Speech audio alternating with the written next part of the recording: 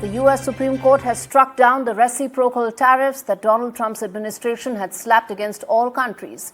The Liberation Day tariffs that were announced with much fanfare do not stand the test of law and have now been invalidated by the U.S. Supreme Court. The president termed the verdict as disappointing for the country and called the judges who voted in favor of the verdict, including two of his own appointees, as disgraceful. Listen in to what Donald Trump said when the verdict came in.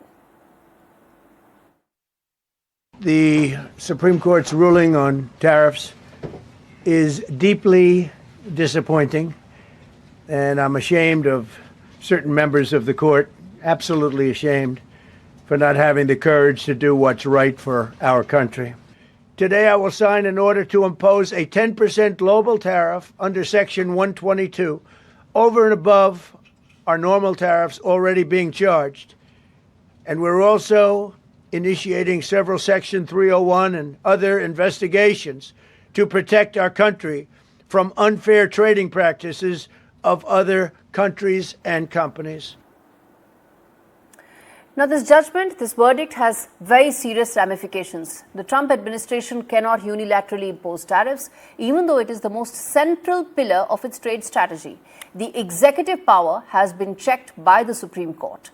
Now, for India, there are three very immediate impacts. First and foremost, the measure that has been taken by the Trump administration of imposing a 10% tariff on EU, India and the UK. Now, Section 122, that's a measure that has never been used till now and is applicable only for 150 days. It's a reprieve, though a temporary one. It allows Indian exporters with a clear advantage for a short period of time.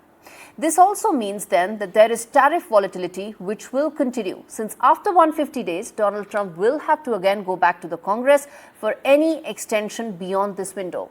And there are reports of country-specific probes also being evaluated, essentially invoking rarely used sections of the law.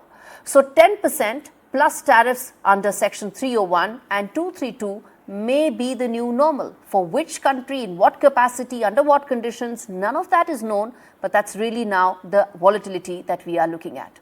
Then whether Indian trade negotiators who will be in the US could have an upper hand in closing in the deal. That's a very important aspect. Before signing on the dotted line, could there be some potential for more discussions, more elbow room, more negotiations? Those are aspects that India would like to now know in greater detail as it evaluates its options. The bottom line, though, really is more volatility, more uncertainty.